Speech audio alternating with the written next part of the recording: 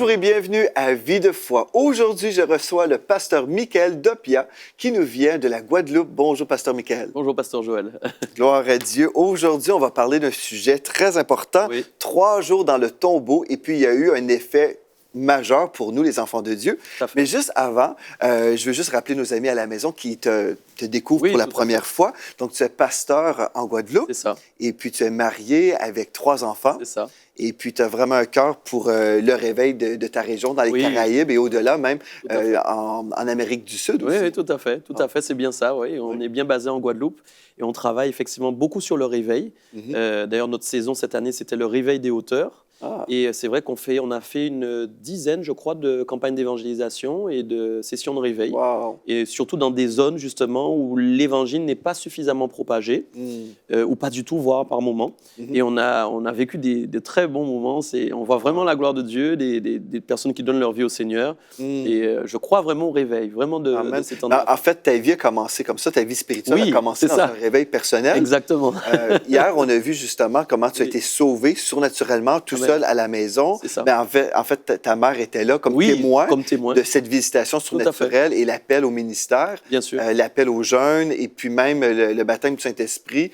C'était vraiment toute une histoire à découvrir sur emctv.com. Allez en archive et puis vous allez pouvoir entendre son témoignage merveilleux et bénissant. Aujourd'hui, on va parler justement des 3 jours dans le tombeau. Donc, tu avais à cœur qu'on lise un texte dans Éphésiens, chapitre 4. Oui, voilà. Alors, on va le lire ensemble. Je vais peut-être le décomposer simplement sur deux phases. Il y a 2 choses importantes dans ce texte. C'est le fait que Dieu est d'un côté libéré les captifs, Jésus du moins a libéré les captifs, et d'un autre côté fait des dons aux hommes. Alors c'est vrai que souvent, on lit le passage, mais on ne prend pas assez conscience que c'est à cause de la mort de Christ et de sa résurrection. Ça veut dire que sur le plan surnaturel, ce n'était pas comme un enterrement normal. Ce n'est pas comme on fait un enterrement chaque jour, qu'on enterre des personnes, et voilà. Non, il s'est vraiment passé quelque chose parce que Jésus était le Fils de Dieu et qu'il était unique. Et on voit que durant ces 3 jours, ça a été en fait le timing de Dieu pour qu'il y ait un travail surnaturel. Je pense que tu te rappelles, pasteur Joël, que durant ce travail, la Bible nous dit justement qu'à la croix, les dominations ont été dépouillées, elles ont été livrées en spectacle. Oui, tout à fait. Et donc, surnaturellement, on sait que leur équipement qui leur permettait de faire la guerre, de nous combattre, a été complètement enlevé. Amen. Ça veut dire déjà que, premièrement, sur le plan de la victoire, sur le plan spirituel, les démons sont désarmés. Et ça, c'est fort. Ça, c'est très important. Et va pas trop vite, pasteur Michael, parce que je sais qu'il y a plusieurs chrétiens qui nous disent, bref, on reçoit beaucoup de lettres, que vraiment l'Esprit de Dieu vous accorde une révélation aujourd'hui. Vous n'avez plus besoin de combattre le diable. Non, le diable a été défait. Je vais lire en fait le texte que tu es en train de décrire. Dans Colossiens chapitre 2 au verset 14 et au verset 15. Il a effacé l'acte dont les ordonnances nous condamnaient et qui subsistait contre nous. Il l'a éliminé en le clouant à la croix. Et au verset 15, il a dépouillé les dominations et les autorités et les a livrées publiquement en spectacle, en triomphant d'elle par la croix. Donc, le Seigneur Jésus-Christ a dépouillé les autorités de leur puissance. Tout à fait. Donc, aujourd'hui, le diable rôde encore comme un lion rugissant, cherchant qui il va dévorer. Mais c'est quelle personne qui peut dévorer? En fait, il peut dévorer celui qui ignore que Satan, en fait, a plus de puissance. C'est-à-dire que Satan a été dépouillé de sa puissance et aujourd'hui, nous avons l'autorité de chasser le diable. Tout à fait. Et il y a quelque chose que je dis souvent à mon église, pasteur, je leur dis souvent, quand en fait vous combattez l'ennemi, le diable, en réalité, il n'a plus d'armes. La seule chose, quand quelqu'un est vaincu, il lui reste quoi? Faire peur. C'est ça. Et je dis toujours, un vaincu qui sait qu'il est vaincu, il lui reste plus qu'à crier fort, qu'à faire de grands gestes et nous faire croire finalement qu'il est encore là. Et c'est ce que le diable fait. Il envoie des angoisses, il envoie des peurs, des craintes. Et si notre foi n'est pas assez forte, et effectivement, si nous n'avons pas assez la connaissance ou la révélation réellement de ce que nous avons reçu, eh bien, ces effets-là ont un fonctionnement sur nous qui peut être très néfaste, parce qu'on voit des fois que rien que par la peur, rien que par l'angoisse, le diable arrive à mettre des personnes dans de très mauvaises situations. Et il faut que ces personnes comprennent qu'en Jésus-Christ, elles ont la victoire. Il n'y a plus aucune autorité, il n'y a plus aucune domination qui peut se battre avec des armes. Ils combattent nus, ils n'ont plus rien. En fait, je veux vraiment insister là-dessus, c'est que Satan a été dépouillé de sa puissance. Si vous êtes là à la maison, vous dites, oui, mais le diable fait toutes sortes de choses contre moi. En fait, le diable peut uniquement faire ce que nous lui permettons de faire. C'est vraiment la réalité, là, parce qu'il a été dépouillé de sa puissance, donc s'il a été dépouillé, il peut juste être puissant si nous lui remettons notre autorité par ignorance ou par choix, mais qui voudrait faire ça? Donc aujourd'hui, nous sommes victorieux en Christ. Nous avons l'autorité sur le royaume des ténèbres. Et le pasteur Michael va nous partager aujourd'hui comment, en fait, cette victoire a un impact dans notre vie aujourd'hui. Bien sûr. Et d'ailleurs, dans Éphésiens 6 aussi, j'y viens parce que tu en parles, parce qu'on est obligé d'en parler. On parle de l'armure du croyant. C'est formidable parce qu'en fait, le diable a une armée qui n'a plus d'armure alors que les croyants ont une armure. Ça, c'est incroyable. Comment pouvons-nous perdre? Et on ne lira pas tout, mais vous savez très bien, vous pourrez le lire chez vous dans Éphésiens 6, dans les armes spirituelles du chrétien. On sait qu'il y a le bouclier de la foi. Et la Bible dit que le bouclier de la foi est fait pour éteindre les traits enflammés du malin. Ça m'intéresse. Parce qu'en fait, les gens, on ne doit pas voir simplement une flèche, mais on doit voir spirituellement ce qu'est la flèche. Si je mets mon bouclier, c'est-à-dire que je le mets, il s'appelle la foi, ça veut dire que j'ai mis ma foi en Dieu et que je crois donc à tout ce que Dieu m'a donné et je peux contrecarrer les plans du diable. Comment ? Le diable, la Bible dit, on l'a dit dans l'émission précédente, la foi vient de ce qu'on entend et ce qu'on entend vient de la parole. Autrement dit, ce qui est alimenté premièrement par la parole, c'est nos pensées, pasteur. Donc quand nos pensées entendent la parole de Dieu, il y a une activité spirituelle qui se crée dans nos cœurs, qui émane, donc qui fait vivre la foi et qui va donc nous renforcer. Mais le diable sait. Le diable sait que la foi vient de ce qu'on entend. Donc il sait aussi que l'esprit est le lieu où il peut attaquer. Donc qu'est-ce qu'il fait quand il envoie des flèches? Il rôde comme un lion rugissant et il regarde qui n'a plus son bouclier. Et quand il voit que quelqu'un n'a plus son bouclier, que cette personne n'a plus la foi, c'est le moment pour lui d'envoyer, en fin de compte, des pensées néfastes, et il envoie des mauvaises pensées. Et là, tu te retrouves angoissé, tu sens que tu vas mourir, tu entends des paroles négatives, c'est le diable qui est en train d'envoyer des flèches. Quand tu commences à entendre dans ton système de pensée des paroles négatives, tu sais que Dieu ne peut pas te donner des paroles négatives. Donc, si ce n'est pas le Seigneur, c'est que c'est l'ennemi. C'est le moment donc de se relever, de prendre son bouclier, et à ce moment-là, d'éteindre les traits enflammés du malin pour s'en sortir. Justement. Et parce que dans Philippiens 4, verset 8, nous savons que ces pensées ne peuvent pas venir de Dieu. Tout à fait. Parce que Dieu contredirait sa propre parole. Exactement. Dans Éphésiens 4, verset 8, il est écrit « Au reste, frères, que tout ce qui est vrai, tout ce qui est honorable, juste, pur, aimable, ce qui mérite l'approbation, ce qui est vertueux et digne de louange, soit l'objet de vos pensées. » Mais si je pense à un scénario qui crée de la peur en moi, on sait que ce n'est pas le Saint-Esprit qui inspire la peur comme ça. Donc, on doit chasser ces pensées-là par la foi. Et puis, ce que je remarque aussi dans le texte qu'on vient de lire dans Éphésiens 6, verset 16, il est écrit « Prenez par-dessus tout cela le bouclier de la foi avec lequel vous pourrez éteindre tous les traits enflammés du malin. » Donc, c'est une victoire certaine. Tous les traits enflammés. On pourrait même parler de triomphe. Amen. C'est même plus une victoire, c'est un triomphe. C'est-à-dire que l'ennemi est carrément paralysé. Mais encore faut-il qu'on puisse manifester cette foi. Et donc, je pense que ceux qui nous regardent aujourd'hui vont comprendre qu'ils peuvent se lever et qu'ils ont moyen, en tout cas, d'éteindre les traits enflammés du malin. Ça, c'est une certitude. Ce qui nous fait revenir, justement, donc on se rend compte, pasteur, c'est extraordinaire. Souvent, on parle de la mort de Christ au tombeau. On lit ça un peu comme une histoire. Bon, Jésus est mort, bon, il a été enterré, d'accord, il est ressuscité. Les gens, en fait, ça peut être banalisé. Ce n'est pas banal. Ce n'est pas banal. S'il n'était pas passé par la croix, on n'aurait pas eu cette activité spirituelle où on est plus que vainqueur avec les armes spirituelles du chrétien. Et là, on peut aller plus loin. Il est dit dans Éphésiens 4, bien sûr, au verset 8, c'est pourquoi il est dit, étant monté en haut, il a emmené des captifs et il a fait des dons aux hommes. Comment il a pu emmener des captifs? Pourquoi? C'est parce qu'on sait qu'il est aussi descendu. Et donc, il a libéré, en fin de compte, les personnes qui étaient prisonnières, et c'est aussi nous, il nous a libérés, forcément, de l'activité démoniaque, et il nous a, à travers cette liberté, donné la puissance de la victoire. Il y a quelque chose d'important, c'est qu'il n'a pas fait que ça. La Bible dit qu'il a donné des dons aux hommes. Il a offert des cadeaux. Moi, j'aime bien dire, pasteur, offert des cadeaux. Parce que quand on dit don, bon, les gens voient don, mais pas de la même façon. Un cadeau, c'est un cadeau. Et quel type de cadeau? Ça, c'est formidable. On a tendance à croire que Dieu est parti, Jésus est monté dans le ciel, et puis il envoie des cadeaux comme ça. Non, Jésus a fait le choix, Dieu a fait le choix d'utiliser des hommes sur la terre. Et c'est là où on va voir que c'est formidable, puisque dans Éphésiens 4, verset notamment 9, il est dit, donc, or, que signifie? Il est monté, sinon qu'il est aussi descendu dans les régions inférieures de la terre. Donc, il a crié sous la terre, là où il y avait la mort. Il a crié pour dire, vous êtes libres. Ça, c'est incroyable. Et la terre, sous la terre, savait que Jésus, effectivement, avait gagné. Et il est dit, verset 10, celui qui est descendu, c'est le même qui est monté au-dessus de tous les cieux. D'accord? Et plus loin encore, et il a donné les uns comme apôtres, les autres comme prophètes, les autres comme évangélistes, les autres comme pasteurs et docteurs. Pourquoi? pour le perfectionnement des saints en vue de l'œuvre du ministère et de l'édification du corps de Christ. Ça, on doit en parler. Autrement dit, qu'est-ce que Jésus a fait? Il est monté et il y a eu une libération de cadeaux qui a opéré. C'est-à-dire qu'il y a eu la naissance de nouveaux cadeaux qui sont tombés sur la terre pour des hommes qui décidaient de croire en Jésus-Christ, et il a activé en eux le cœur du ministère. Et on voit qu'il y a 5 ministères qui ont été créés à travers le passage dans le tombeau et la remontée de Jésus dans le ciel. S'il n'y avait pas eu cet acte, on ne pouvait pas avoir les 5 ministères. Et c'est pourquoi il faut en parler, parce que beaucoup de personnes croient aujourd'hui qu'ils peuvent recevoir... Prenons un exemple, j'ai reçu le Saint-Esprit chez moi. Ça, c'est important. Le Saint-Esprit m'a dit, au bout de 2 semaines, pasteur, va dans une église. Je ne l'ai pas inventé. Je n'avais pas lu la Bible auparavant. Donc j'avais une neutralité au niveau de cette perception. C'est donc une pensée qui venait du cœur de Dieu, parce que Dieu savait que je ne pouvais pas, même si j'avais le Saint-Esprit, rester seul.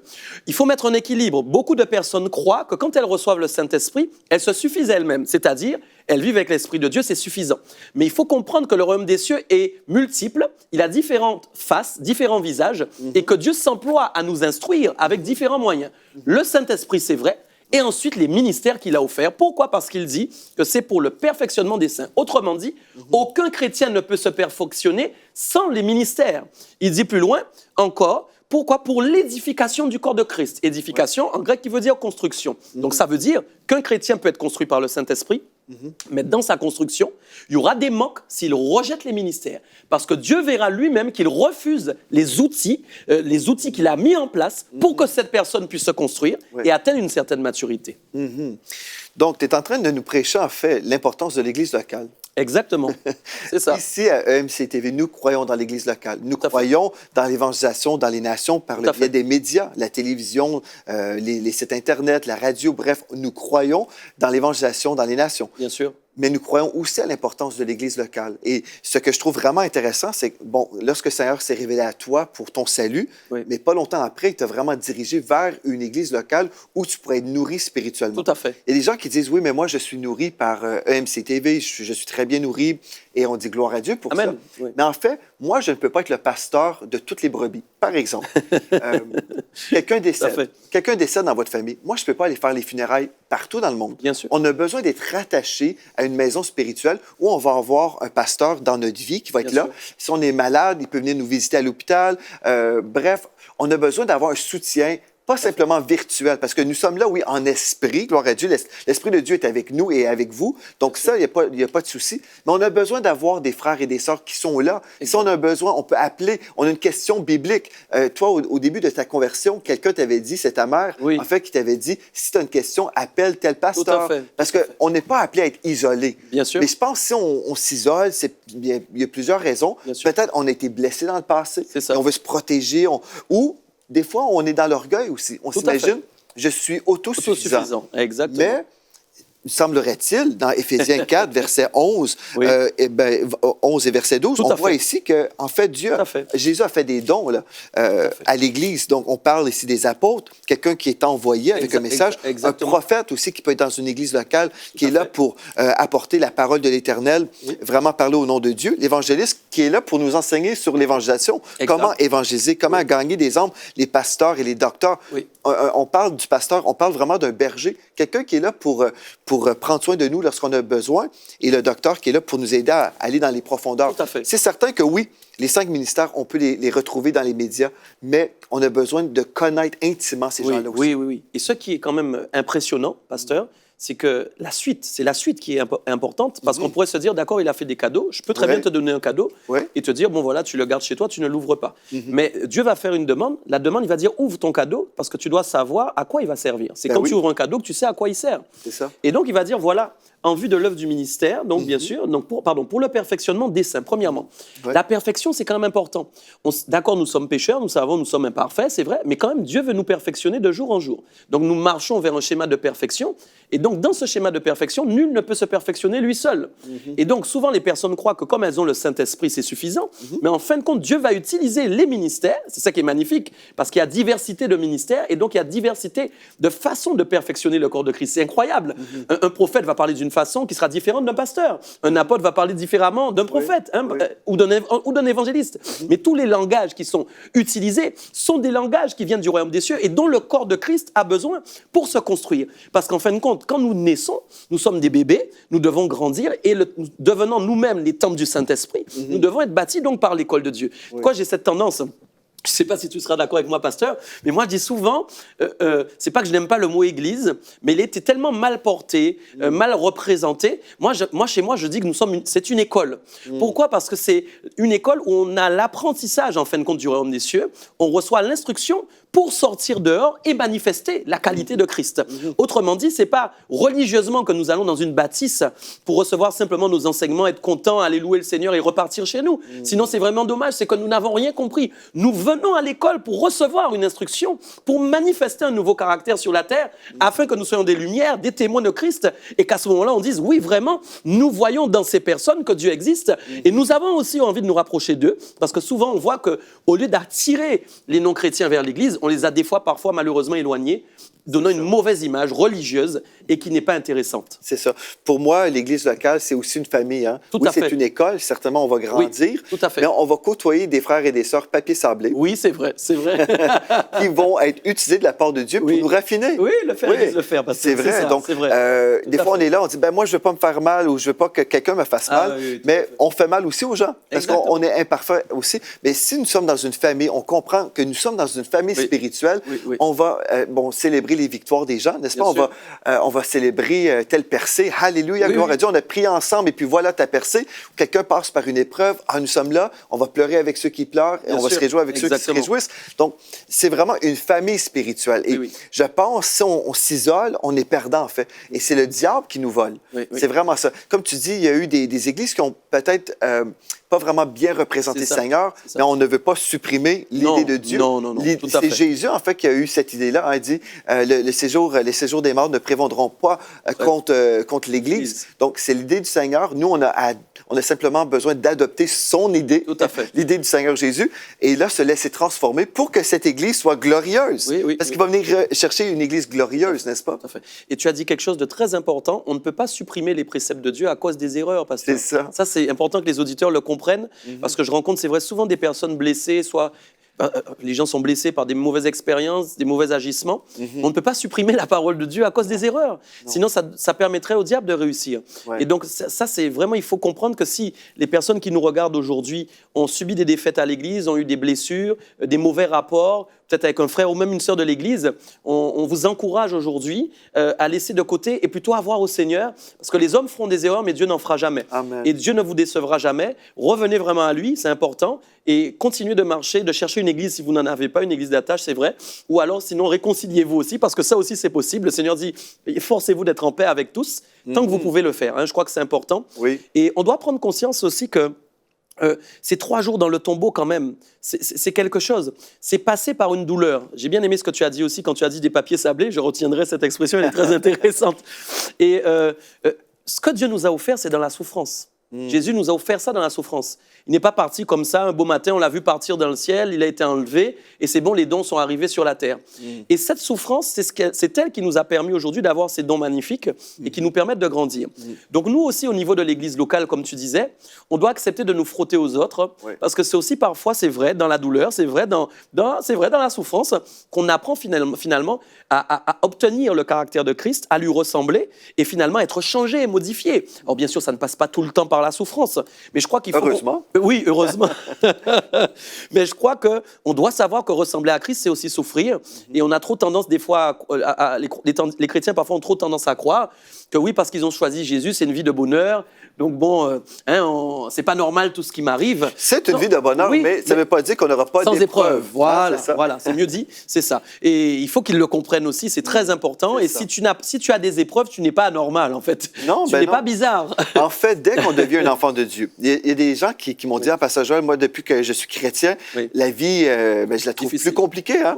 Mais c'est normal, parce qu'avant, on était avec Satan, on marchait avec lui dans son équipe, et dès qu'on se range contre lui, on fait partie de l'équipe opposantes, là, bien, c'est certain qu'on va avoir une opposition qu'on ne vivait pas avant, mais nous sommes dans le camp du victorieux. C'est ça la différence. C'est ça la différence. Et on peut aller plus loin, puisqu'on peut continuer de lire ce passage, parce qu'il y a d'autres données importantes. Verset 13, il va dire, toujours Éphésiens 4, 13, jusqu'à ce que nous soyons tous parvenus à l'unité de la foi. Oui. Ça, c'est quand même important. Parce que la Bible dit en même temps aussi que dans ces temps dans lesquels nous sommes, la foi d'un plus grand nombre va se refroidir. C'est vrai, oui. Donc il y a un enjeu au niveau de la foi. Et donc ça veut dire, qui dit refroidissement dit qu'il y avait d'abord une chaleur. Quelque chose qui se refroidit, c'est quelque chose qui est chaud. Donc Dieu explique qu'en fait, que plus nous avançons dans le temps, plus la foi va se refroidir. Et donc s'il y a un refroidissement, pasteur, ça veut dire que des choses que nous lisions dans la Bible, que nous pouvions trouver chaudes, nous allons les trouver d'un seul coup froides, à cause de ce que nous vivons. Et donc, forcément... Par exemple, qu'est-ce que tu veux dire? Ce que nous disions auparavant, des mauvaises expériences, des blessures, des choses qui nous ont déplu par rapport à certaines situations, qui finalement, nous ne voyons plus Dieu parce que nous voyons plus les hommes, malheureusement, à ce qui s'est passé. Et donc, notre foi se refroidit, nous ne voulons plus croire aux promesses de Dieu. Et c'est comme ça que nous pouvons éliminer certaines choses qui sont liées à la parole et finalement dévier. Pasteur, tu sais, souvent, on peut avoir cru en quelque chose au début, ne plus y croire demain à cause d'une mauvaise expérience. Et ça, c'est très dangereux. C'est pourquoi il faut rappeler à nos auditeurs aussi que les mauvaises expériences ne doivent jamais nous faire dévier par rapport à la saine doctrine. On ne peut pas éliminer. Tu sais, bon, il y a un sujet un peu délicat auquel je pense. Je ne sais pas ce que tu en penses, mais c'est vrai que je vois maintenant, malheureusement, des fois dans un corps de crise, des remariages qui n'en finissent pas, alors que pourtant la Bible nous éclaire quand même sur ce sujet. On ne peut pas se remarier 10 000 fois dans le Seigneur. Et on voit que des fois, à cause des expériences, juste parce que les gens ont envie d'être bien ou qu'ils veulent vivre quelque chose, ils sont prêts à modifier en fait les choses en disant non, mais tu sais, c'est pas ça. Et la foi qui va se refroidir, c'est aussi ça. Foi, c'est pas simplement dire oui, je crois à l'impossible de Dieu. Non, la foi, c'est au-delà de ça. La foi, c'est croire à tous les préceptes que Dieu nous a laissés jusqu'à la fin, jusqu'à ce que je meure et jusqu'à ce que Dieu revienne, parce qu'on sait que dans ces temps difficiles, le diable travaille pour modifier la parole et pour nous faire croire à des choses qui sont erronées. Et donc, il faut qu'on fasse attention. C'est ça. En fait, j'aimerais ça aller lire Hébreux chapitre 10 au verset 25. On va commencer au verset 24, en fait. Parce que ce que tu nous dis là, en fait, c'est d'être obéissant, tout simplement. Tout à fait. Dieu nous appelle à être obéissant. Oui. Et quand on parle aujourd'hui de l'Église locale, par exemple, que Dieu a fait des dons à l'Église, des 5 ministères, et on retrouve ces 5 ministères, oui, à l'extérieur de l'Église, mais premièrement dans l'Église locale. Tout à fait. Et c'est pour ça qu'on voit dans Hébreux 10, au verset 24, veillons les uns sur les autres pour nous exciter à l'amour et aux bonnes œuvres. Donc, ensemble, on va être excités à l'amour, aimer nos frères et nos sœurs, et aux bonnes œuvres aussi. On va voir notre frère qui donne, je ne sais pas, de la nourriture à quelqu'un dans le besoin. On peut être inspiré et dire, moi aussi, je vais faire pareil.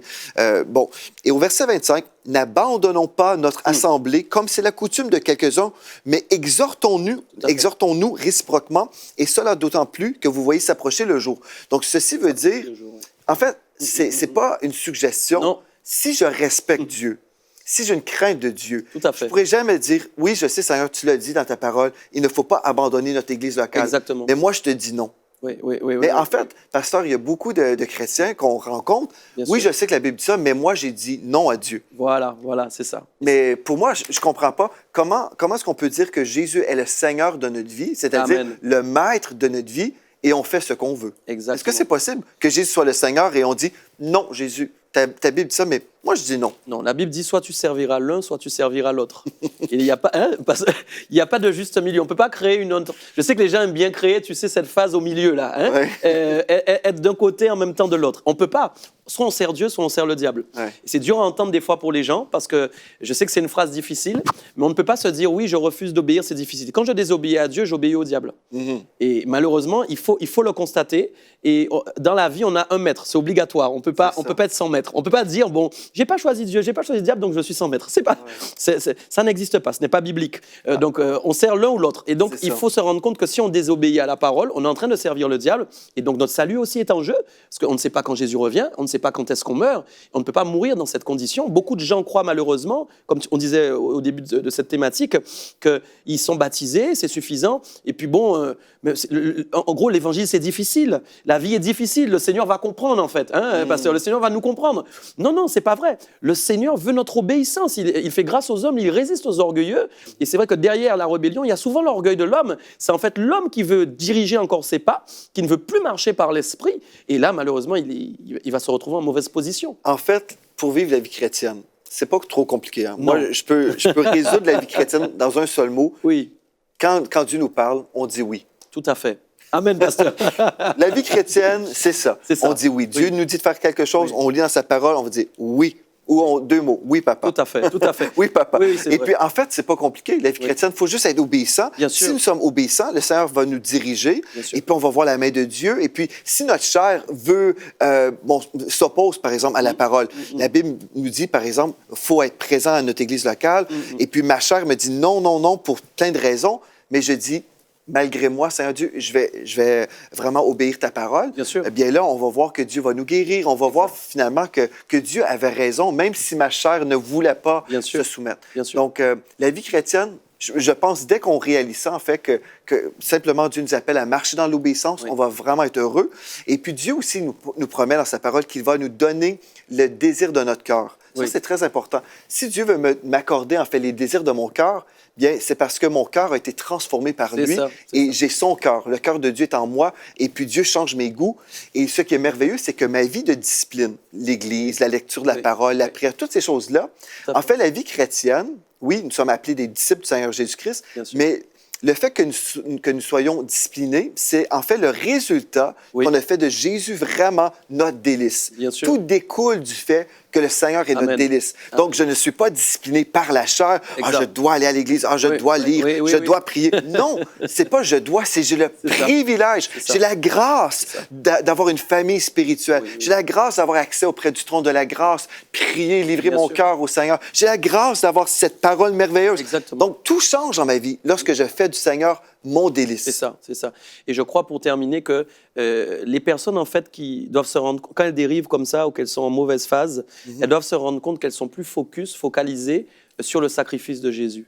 Parce qu'en réalité, si j'ai compris vraiment ce que le Seigneur Jésus a fait pour moi, que j'ai compris la teneur du sacrifice et ce que j'ai reçu par rapport à ce sacrifice, quelles que soient les épreuves que je vais avoir, les difficultés que je vais avoir au niveau de l'Église, les personnes, peu importe, si je suis focus sur ça, ça va toujours me ramener à la simplicité de la parole et me dire non, le Seigneur a fait plus pour moi, c'est pas pour ces choses que je vais me perdre. Et c'est là où on voit que si on se détache trop vite, c'est qu'on a eu quand même un manque de conscientisation réellement de ce que Jésus a fait pour nous. Et donc, notre cœur n'appartient pas encore totalement à Jésus. Le diable veut nous distraire, en fait. Exactement. Il veut qu'on soit toujours distrait. Tout à fait. Et finalement, qu'on perde notre joie, notre paix, tout ça. Mais Dieu veut qu'on soit heureux. Lorsque nous tournons les regards vers le Seigneur, nous sommes rayonnants de joie.